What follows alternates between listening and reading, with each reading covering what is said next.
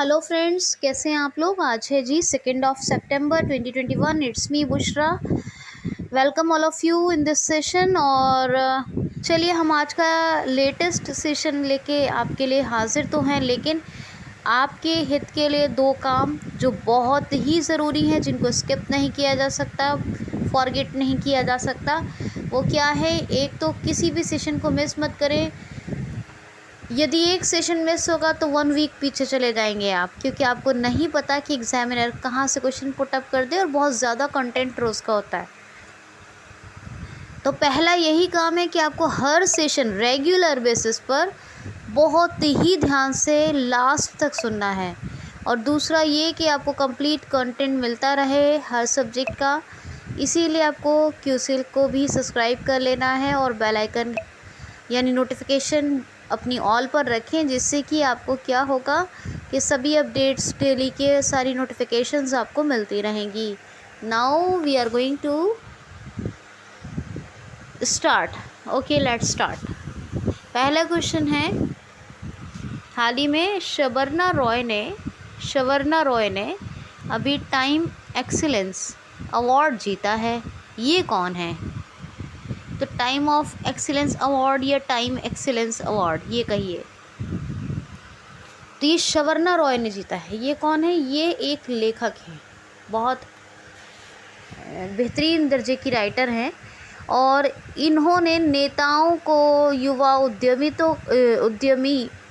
उद्यमियों को, और जो नवाचारवादी लोग हैं यानी इनोवेटर्स, उनको पहचानने के लिए, उनको प्रेरित करने के लिए, उन्हें अच्छा कार्य के लिए बढ़ावा देने के लिए ये अवार्ड जीता है, टाइम एक्सीलेंस अवार्ड। और ये लेखक हैं, इन्होंने बहुत काम किया है इस फील्ड में।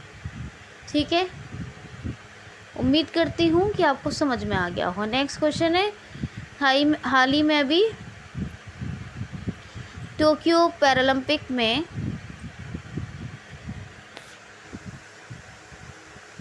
सिंहराज अधाना ने कौन सा पदक जीत लिया है? तो सिंहराज अधाना, ये SR अधाना, इन्होंने टोक्यो पैरालंपिक में मेडल जीता है। कौन सा? तो इन्होंने 10 मीटर पिस्टल में जीता है, और इन्होंने जीता है ब्रॉन्ज मेडल। कौन सा? कांस्य पदक। तो ये आप बिल्कुल ध्यान से याद रखेंगे। नेक्स्ट क्वेश्चन है, हाल ही में अभी खादी प्रतियोगिता क्विज़ यानी खादी चैम्पियनशिप कहिए या कंपटीशन कहिए, खादी कंपटीशन क्विज़ या खादी चैम्पियनशिप थोड़ा अच्छा नहीं लगेगा यहाँ, खादी कंपटीशन क्विज़ का शुभारंभ और उद्घाटन किसने किया है? तो इसको अभी लॉन्च किया है, यानी इसकी शुरुआत की है हमारे vice president of India M Venkaiah Naidu ने। किसकी? खादी प्रतियोगिता क्विज़ की, खादी प्रतियोगिता क्विज़ की, तो khadi competition quiz. Next question है, हाल ही में अभी किस बैंक ने और कहाँ एक तैरता हुआ ATM स्थापित किया है? किस बैंक ने और कहाँ एक तैरता हुआ ATM ऑटोमेटेड टेलर मशीन स्थापित की है या किया है?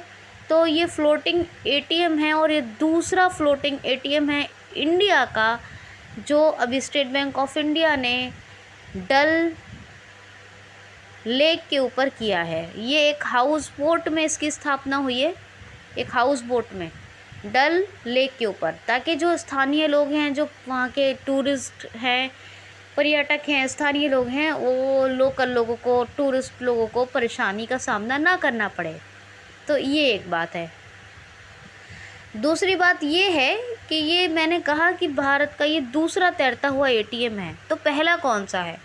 जी हाँ, अगर पूछा जाएगा तैरता हुआ ATM, पहला तैरता हुआ ATM भारत का, तो वो कहाँ? तो वो है केरल में, केरल में स्थापित हुआ है। ठीक है, केरल में झनकार बोट के ऊपर। ठीक है, याद रखना। तो केरल में एक लेक के ऊपर में, एक लेक में झनकार बोट के ऊपर तैरता हुआ ATM। तो आंसर क्या होगा? पहला तैरता हुआ ATM केरल, और दूसरा तैरता हुआ ATM कश्मीर। दोनों एसबीआई ने स्थापित किए हैं। दूसरा तो है ही एसबीआई का, ठीक है, और पहला भी एसबीआई का ही है जहाँ तक मुझे इन्फॉर्मेशन है। तो ये बात आप याद रखिएगा, स्टेट बैंक ऑफ इंडिया। तो ये बात हो गई। अच्छा जी, कश्मीर में है ये डल झील, ठीक है। अब ये तो आपको पता है, ये स्टेट बैंक ऑफ इंडिया की बात हो रही है, इसी ने तैरता हुआ एटीएम स्थापित किया है। दूसरा और पहला केरल में पूछा जाए तो याद रखिएगा। तो दिनेश कुमार खारा ये एमडी एंड सीईओ हैं किसके? तो स्टेट बैंक ऑफ इंडिया के। इस्टेब्लिशमेंट वॉज इन 1955 और headquarter situated in Mumbai.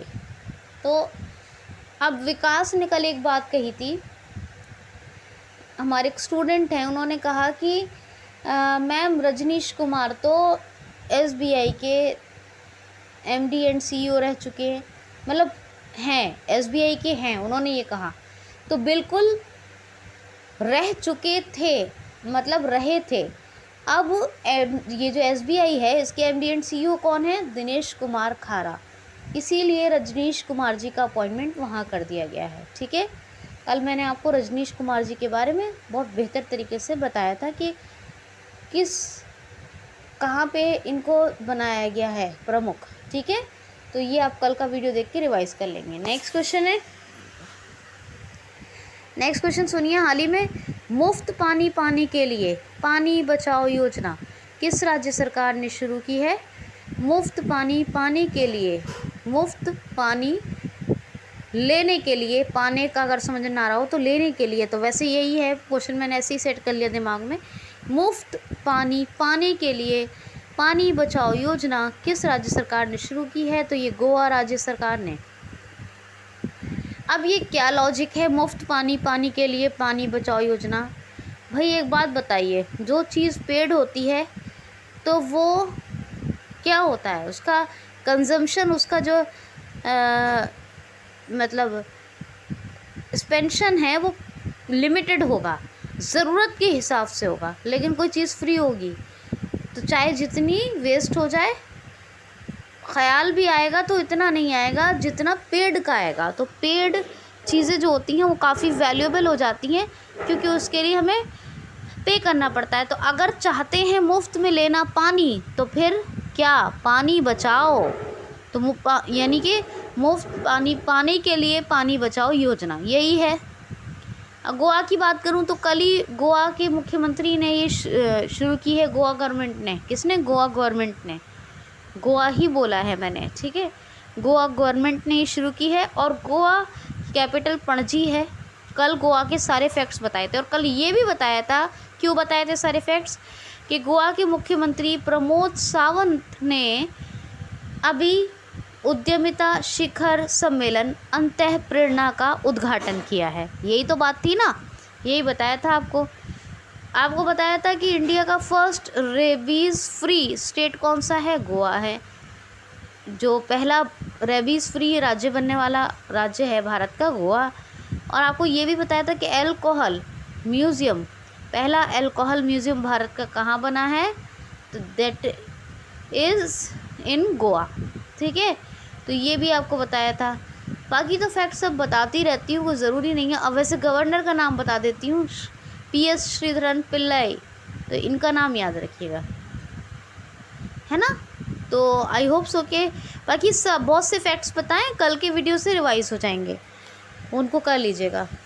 Question है जी, हाल ही में अभी इंदिरा गांधी परमाणु अनुसंधान केंद्र, इंदिरा गांधी परमाणु अनुसंधान केंद्र के नए डायरेक्टर जनरल यानी महानिदेशक कौन बने हैं? तो इंदिरा गांधी परमाणु अनुसंधान केंद्र के अभी महानिदेशक यानी डायरेक्टर जनरल बने हैं वी वेंकटरमन।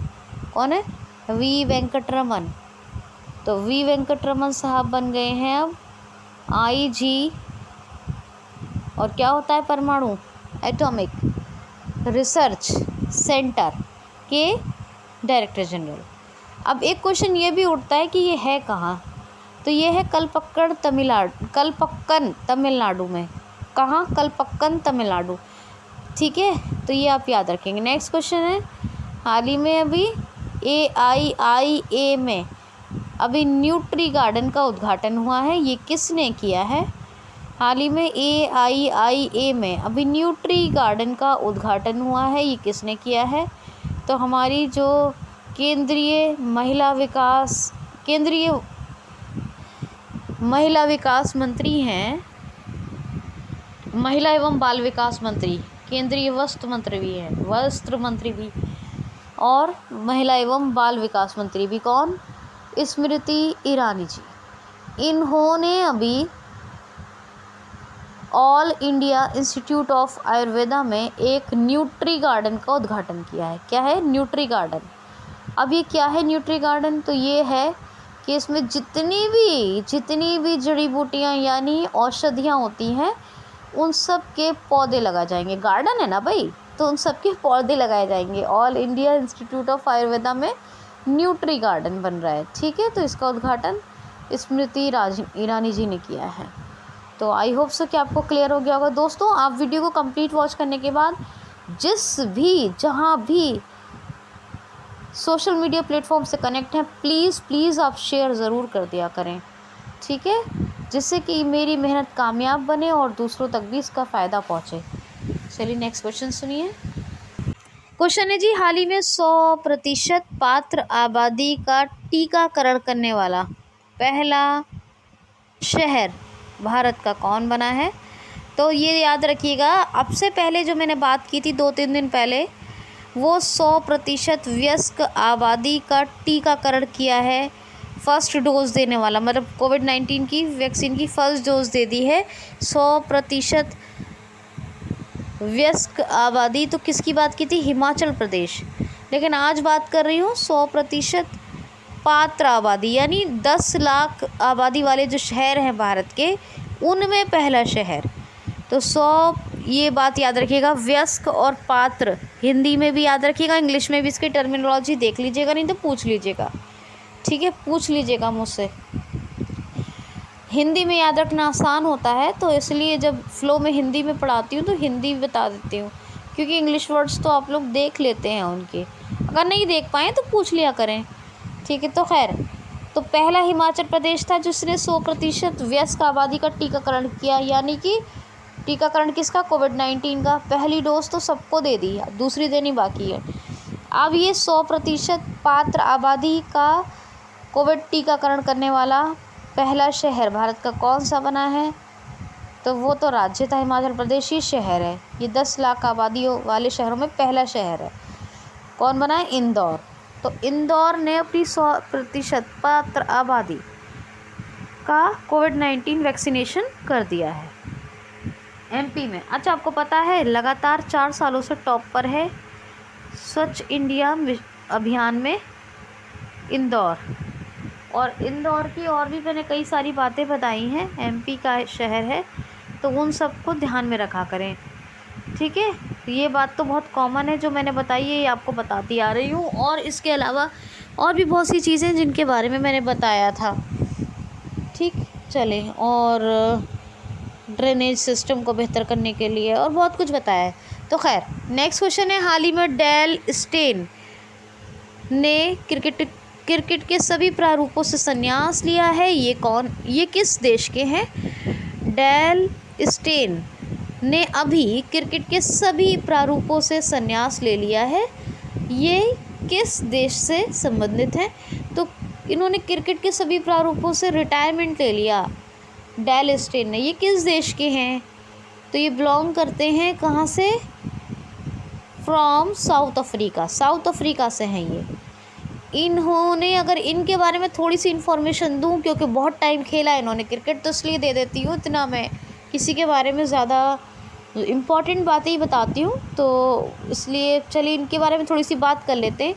तो ये डेल स्टेन जो है साउथ अफ्रीका के हैं, इन्होंने क्रिकेट के सभी फॉर्मेट से रिटायरमेंट ले लिया। ये बात तो जान ली आपने। अब इनके बारे में ये जान लीजिए कि इन्होंने 125 वनडे मैच खेले। वनडे मैच कितने? 125। इन्होंने 93 खेले, डिक्रीजिंग क्रम में बता रही हूँ, घटते हुए क्रम में 93 खेले इन्होंने टेस्ट मैच, ठीक है। तो 100 ओडी मैच और 93 टेस्ट मैच और 47 खेले इन्होंने T20 मैच। T20 तो घटते हुए क्रम में बताया है, अब याद रखिएगा। अच्छा, इनका जो करियर था वो 20 सालों का था, 20 साल लगभग इनका करियर रहा क्रिकेट में। और इन्होंने अंतर्राष्ट्रीय स्तर पर जो क्रिकेट खेलने की शुरुआत की वो 2004 में की। तो ये आप याद रखेंगे, ठीक है। तो इतनी इन्फॉर्मेशन एटलीस्ट काफ़ी है। क्वेश्चन है, हाल ही में 2030 तक अपनी 100% आबादी का साक्षर अभियान किसने तय किया है? तो साक्षरता लक्ष्य 100% साक्षर आबादी अभियान या 100% आबादी का साक्षरता लक्ष्य तय किया है भी नागालैंड सरकार ने। जी हाँ, 2030 तक 100% आबादी लिटरेट हो, साक्षर हो, ये साक्षरता लक्ष्य तय किया है नागालैंड की सरकार ने। Neiphiu Rio chief minister, RN Ravi governor, Kohima capital. Next question है, हाँ नेक्स्ट क्वेश्चन है, हाल ही में अभी एडिडास ने अपने स्टे इन प्ले ऑपरेशन के लिए किसको चुन लिया है? एडिडास ने अपने स्टे इन प्ले ऑपरेशन यानी अभियान, स्टे इन प्ले अभियान के लिए किसको चुन लिया है? तो मीराबाई चानू को। एडिडास ने अपने स्टे इन प्ले ऑपरेशन यानी जो स्टे इन प्ले जो है अभियान उसके लिए चुन लिया है मीराबाई चानू। ये जो है स्वर्ण पदक लाई, रजत पदक लाई थी, सिल्वर मेडल लाई थी मीराबाई चानू। और मीराबाई चानू सिल्वर मेडल सबसे पहले लाई थी वेट लिफ्टिंग में। और ये ASPB है मणिपुर की, अब मणिपुर सरकार ने बना दिया है। तो ये मीराबाई चानू को ही एडिडास ने अभी अपॉइंट किया है। स्टे इन प्ले ऑपरेशन क्या है? ये जो फीमेल एथलीट्स हैं उन फीमेल एथलीट्स के लिए स्मार्ट स्पोर्ट्स क्लोथ्स बनते हैं, यानी कपड़े बनते हैं, उनके लिए ज़रूरत के कपड़े बनते हैं, स्पोर्ट्स क्लॉथ्स, ठीक है। तो ये बात है जी। नेक्स्ट क्वेश्चन है, हाल ही में अभी एप्पल एंड गूगल पे इन 2 कंपनियों पर किस देश ने प्रतिबंध लगा दिया है? तो एप्पल एंड गूगल पे के इस्तेमाल पर, यूज़ पर प्रतिबंध लगा दिया, यानी बैन लगा दिया है। किसने? ये नॉर्थ कोरिया ने बैन लगाया है। किस पर? गूगल पे, गूगल भुगतान ऐप। कौन सी ऐप है? गूगल पे को कहते हैं गूगल भुगतान ऐप। और एप्पल, ये दोनों ऐप पर बैन कर दिया है नॉर्थ कोरिया ने। मून जे इन, ये इसके प्रेसिडेंट हैं, तानाशाह हैं। और इसकी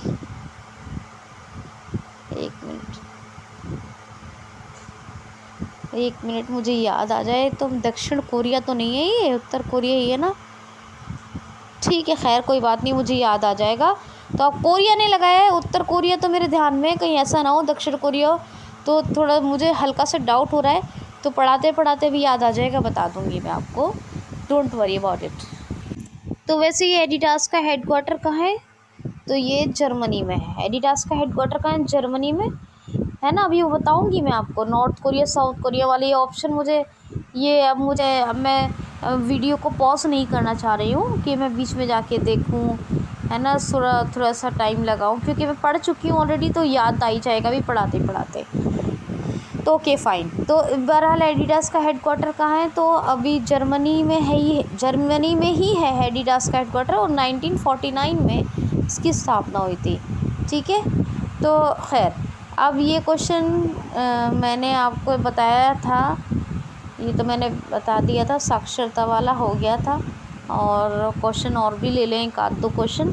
हाँ ठीक है, ये क्वेश्चन लेते हैं।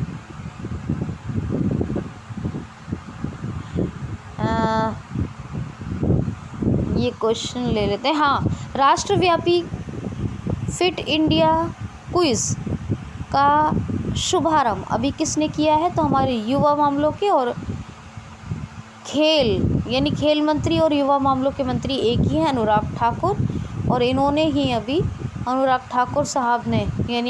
ठाकुर जी ने अभी पहली बार फिट इंडिया क्विज़, ये पूरे देश में पहली बार फिट इंडिया क्विज़ का शुभारंभ किया है? किसने? अनुराग ठाकुर। अच्छा, एक क्वेश्चन और सुन लीजिए, हाल ही में अभी याद आ जाए तो अच्छा होगा ना, आपका क्वेश्चन छूट जाएगा, मुझे देखना पड़ेगा कल वो कोरिया वाला क्वेश्चन। ओके, हाल ही में अभी ZAPF नौसेना बहुसैन्य अभ्यास का आयोजन हो रहा है। इसमें भारतीय नौसेना भाग लेगी। ये इसका आयोजन कहाँ हो रहा है? क्वेश्चन है, हाल ही में भारतीय नौसेना, इंडियन नेवी, ZAPF बहुदेशीय अभ्यास में भाग लेने जा रही है। इसका आयोजन किस देश में हो रहा है? तो रशिया में। यानी इसमें कहा जाए तो 12 से ज़्यादा, यानी कि 1 दर्जन से कई ज़्यादा देश भाग ले रहे हैं इस बहुदेशीय सैन्य अभ्यास में। क्या नाम है इसका?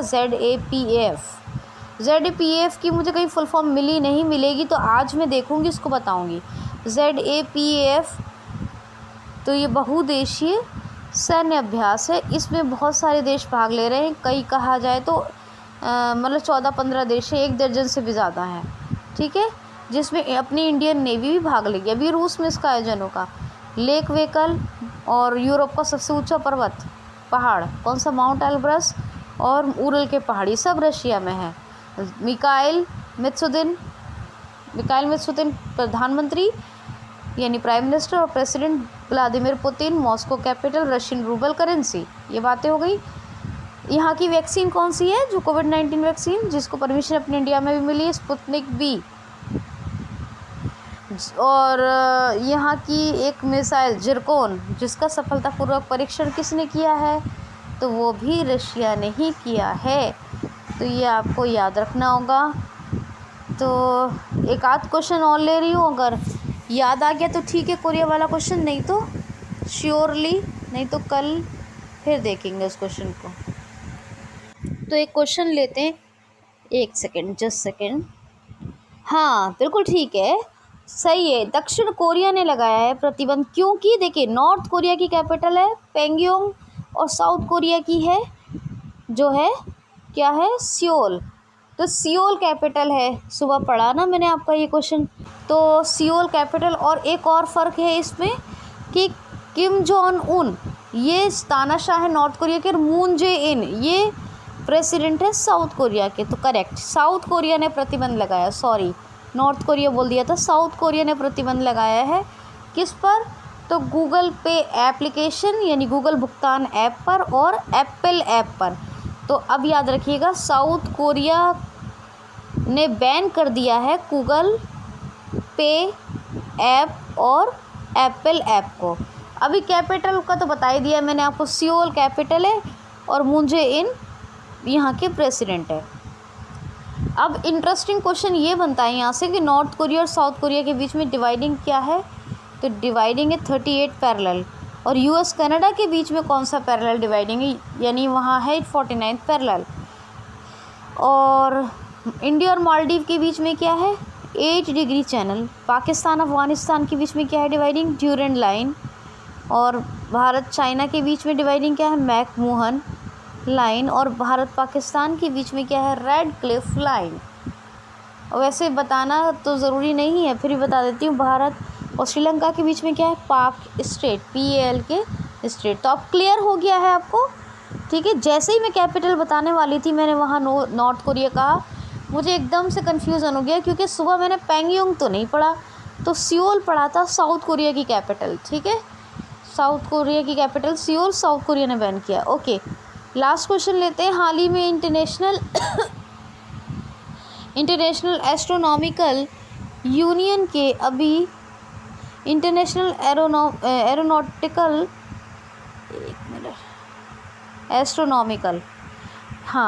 इंटरनेशनल एस्ट्रोनॉमिकल यूनियन के अभी मानद सदस्य के रूप में किसको नियुक्त किया गया है? तो इंटरनेशनल एस्ट्रोनॉमिकल यानी IA और यूनियन IAU के मानद सदस्य के रूप में अभी नियुक्त किया गया है, अपॉइंट किया गया है डॉर्जी चुक को। नितिन चुग के भाई याद रख लीजिए, मतलब सच में नहीं है, वैसे ही बता रही हूँ, चुग है असली नाम, तो चुग से याद रखिए, डॉर्जी चुग। ये डॉर्जी चुग पहले भारतीय बने हैं जिन्होंने इस प्रतिष्ठित स्थान पर जगह बनाई है अपनी, ठीक है, जो IAU के मानद सदस्य अपॉइंट हुए हैं। तो ये पहले इंडियन हैं जिन्होंने IAU के मानद सदस्य के रूप में नियुक्त होना करार पाया है, ठीक है। तो ये बात है। अच्छा, सारे काम आपके हित के लिए बता दिए, बस मुझे मोटिवेट करने के लिए इतना करें प्लीज़ कि मेरी मेहनत को ज़ाया ना जाने दें, और लाइक और कमेंट ज़रूर किया करें, ठीक है। तो आज के लिए इतना ही दोस्तों। चलिए, ये बात आपकी क्लियर हो गई साउथ कोरिया वाली। ये मुझे खुशी है इस बात की कि कुछ रहा नहीं कल के लिए। कल फिर फ्रेश पढ़ेंगे कल का, जिस तरह रोज़ पढ़ते हैं। Thanks for watching.